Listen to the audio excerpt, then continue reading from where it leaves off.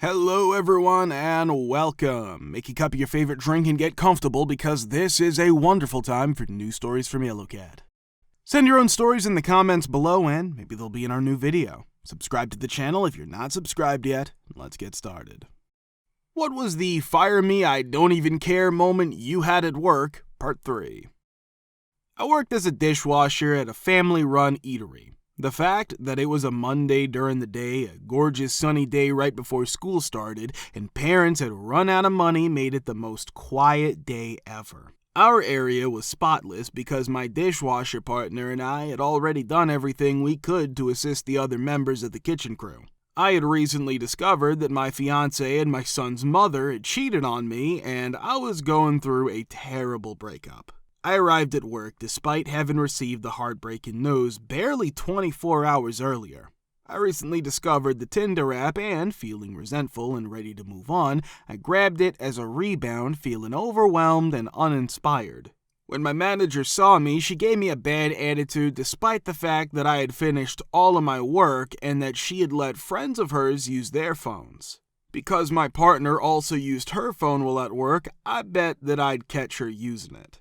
I asked her, "Are you on break, Claudia?" when I noticed her sitting and texting less than 5 minutes later while I was returning plates to her office. "No," was her response. I turned to leave, telling her, "You're an effing hypocrite." She told me to come back and apologize while I was between the kitchen, her office, and the dining area with a customer. My response, which was heard by everyone in the restaurant, was, "No, fire me. I don't give an F." With everything going on in my life, I was pumped full of adrenaline. That was the last drop. I used to work at Sears Paint, but I had to move to Sears TV back then, and I had to take 2 weeks and 2 weekends off for vacation. The manager says that works, and I take up my new role.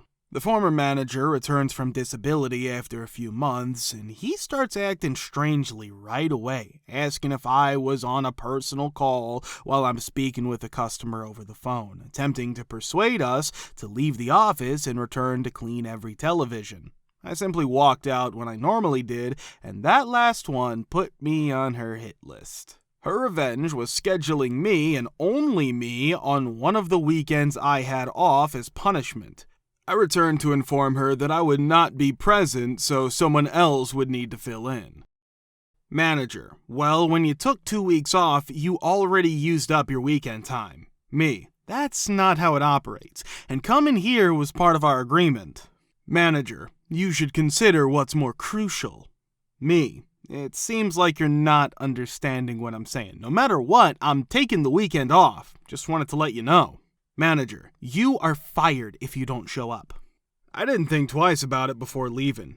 My former paint manager called me on Monday morning, letting me know how her power play completely backfired because no one was available to work over the busy weekend, despite the fact that she was fully aware that I'd requested the time off.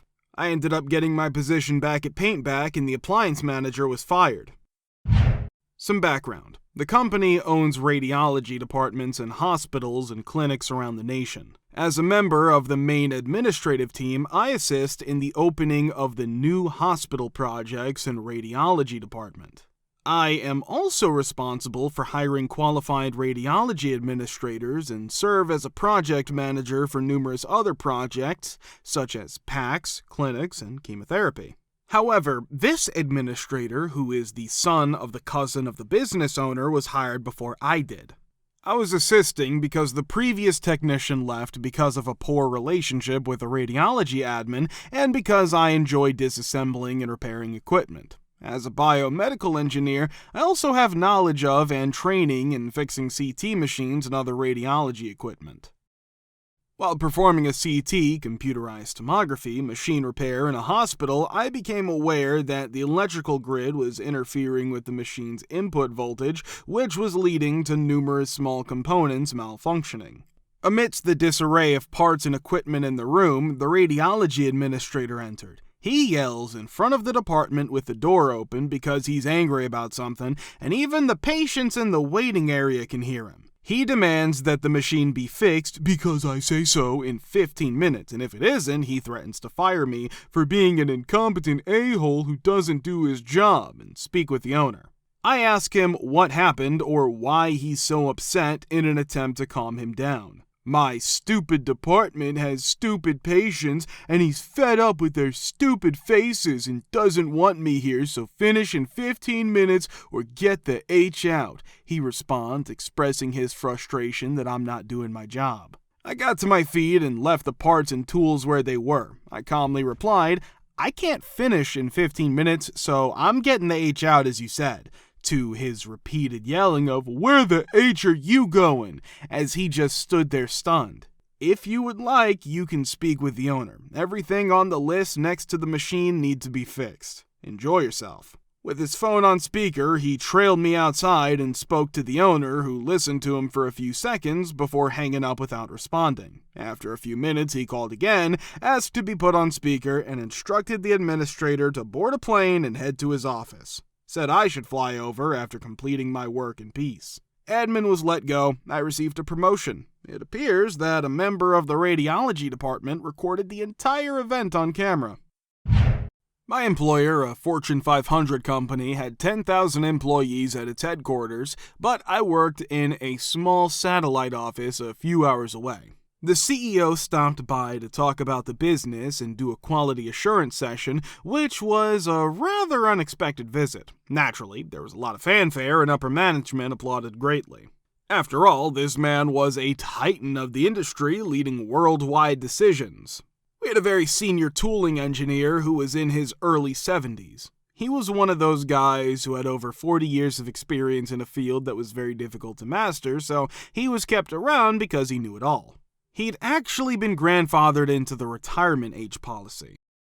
However, the plant manager had taken the free coffee, so when the CEO shows up, he raises a big fuss. We're talking about a facility with 60 employees that makes maybe $50 million annually. Since this engineer makes over $100,000, he and the company could both afford the coffee. It wouldn't even cause a dent in the budget. All he was saying was that he had to have coffee. Naturally, this CEO, who's making a decision worth billions of dollars, isn't even considering this, and it's undoubtedly a waste of his time. He attempted to respond to the plant manager, who was in charge of the budget, etc., with amiable PR and HR answers.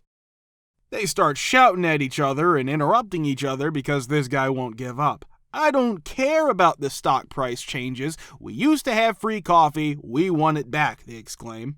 Even if he were to double our pay overnight, it wouldn't change his desire for the free Folgers instant drip coffee. In the midst of a meeting with a Fortune 500 CEO, the tooling engineer finally gives him a direct look, pokes a finger into his security badge, and declares, I've outlasted all your predecessors. I'm gonna outlast you. Then he simply turns around and leaves. He did, however, outlive the plant manager and the CEO, who retired on his own terms after being fired rather quickly due to a decline in stock price.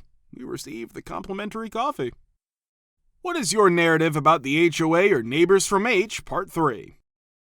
I have a ton of such narratives because I lived in some pretty seedy parts of California, but I'll just choose the one I can write the fastest. The time I was sleeping and my condo flooded. Upstairs on a 3-story house was where I lived. My wife woke me up at around 3 in the morning, claiming to have heard water dripping from somewhere. Water was literally pouring into our guest bathroom, laundry room, and hallway when I went to check it out, every bit from the ceiling. To get them to turn off whatever was running and wake them up, I had to go bang on the door on the 2nd floor. Although the water was coming from the ceiling and nothing was running, their bathroom, laundry room, and hallway were also flooded. To talk to them, I went to the 3rd floor. To provide some background, I was a member at large of the HOA board. Nearly all of the owners, i.e. landlords, and the majority of the tenants were people I knew. I got along with owners of the 2nd and 3rd floors that I knew. Well, the door opens on the 3rd floor. I hear water rushing. They have the right to refuse to let me in. Nothing's overflowing or running, they claim. When I ask them to check, they say they already have and won't do it again. I had no way to prove it, but it was obvious where the water was coming from them. They were aware that if they were at fault, they'd have to pay according to both California law and our bylaws. 3 weeks later, after paying a $3,000 deductible, everything's fixed, including remodeling and electrical work that we had completed less than 6 months earlier. Pay on the second floor was at least double that. The people on the third floor had insurance. They were just cowards who wouldn't own up. Our homeowners association issued a citation to us because we had an excessive amount of items stored in our garage. Garages are referred to as common areas and are designed solely for the storage of automobiles, not any other items. Because the garages are connected, they're condos, the people who live next to us have a lot more junk in their garage than we do. It turned out that our apartment complex had some kind of rat infestation. When we went in our yard, we saw a few of them come and go. Through a letter they sent to us, they informed us that we were required to appear at a hearing because it was our fault that there were rats in our garage because we had things stored in it. We were informed that we could file an appeal by attending the subsequent board meeting. All of those jerks wrote on the letter that the meeting would take place on a Thursday. The man I married left. Wednesday was the day before, which was the day before. A few days later, we received a second letter informing us that we were required to pay a fine of $250 because it had been decided during the hearing that we did not attend. Complete and utter nonsense. The garage of the woman who serves on the board is crammed to the gills with boxes and other trash and is completely full from front to back. We don't even open our garage very often. The majority of the time, they're open. The hypocrites. On the other hand, the most ridiculous citation was when our black cable wire that ran up the house needed to be painted the same color as the stucco. We never, ever did that, and they never did anything about it, even though it happened many years ago. I was not gonna go out and find some paint that was between a light brown and a cream color, only to have them tell me that it was 7 shades the wrong color and try again. The fact that my parents lived in a neighborhood that had a homeowners association and that they received letters on a regular basis is probably due to the fact that the neighborhood is primarily composed of retirees who have nothing better to do, and it was strange to have 2 working parents with teenagers living there. The letters, however, came to an end after the homeowners association made the decision to pursue a neighbor who had constructed a garden with a trellis in her backyard. My memory is a little hazy because this occurred well over 10 years ago, but I believe the problem was related to the fact that she had buried some cement posts in the ground in order to construct the trellis. She applied for permits through the city, but she had the audacity to avoid approaching the HOA with her plans. As a result, the HOA threatened her with a lawsuit that could cost multiple millions of dollars. This caused the neighbor to go into a frenzy, and letters were sent out to everyone in the neighborhood expressing their thoughts on the matter. In the end, a lawyer who lived in the neighborhood wrote a letter in which he basically stated that this lawsuit is effing stupid and flimsy, and he asked what would happen if she won and countersued. That was pretty much the answer to the problem. The homeowners association has come to the conclusion that it's absurd, and my parents have not received a letter since then. Renting in a loft that has been converted. Due to the fact that this was not an apartment building, I was renting from the owner of the loft. I was located on the 2nd floor of a 4-story building. The person who lived downstairs from me was notoriously known to be a huge jerk. My first day of moving in, I ran into him while I was moving, and I introduced myself as his upstairs neighbor. He simply looked at me and said, "I know," before leaving before I could even finish my sentence. He was the only person who voiced a single objection during HOA meetings when unanimous agreement was required simply because he could, and he took notes of when an infant was crawling and causing too much noise to him from the previous tenants. He was the subject of several stories from multiple owners who described him as being confrontational. Fast forward to me playing Call of Duty on Xbox. Instantaneously, my power supply was cut off. After inspecting the circuit breaker, it seems that everything's in order. There is illumination in the hallways as well as in the streets and building. Just before midnight, the lights are turned back on. It happens at random over the course of the following month, and I decide to call an electrician. He makes a request for the breaker at the unit. It turns out that the breaker for the unit is located in the unit that is neighboring mine downstairs. To investigate the situation, we go down to the basement where the owner of the downstairs unit demands credentials from the electrician and then makes Xerox copies of those credentials. When I follow him after he lets me go, the neighbor slams the door in my face. After a few minutes, the electrician comes out, expresses gratitude to the neighbor for his time, and then informs me that he's turning off your voltage. It's something that I bring up with the HOA, and I call the police on him multiple times after that. He did not answer the door when the police arrived, and he did not pay attention to the letters from the HOA. Eventually, the HOA somehow got him to stop, and I bought a treadmill and figured I'd get some exercise revenge until the end of my lease. If you want to watch the part 2, click the link here. We're very glad to see you all in the comments again. Many thanks for your support.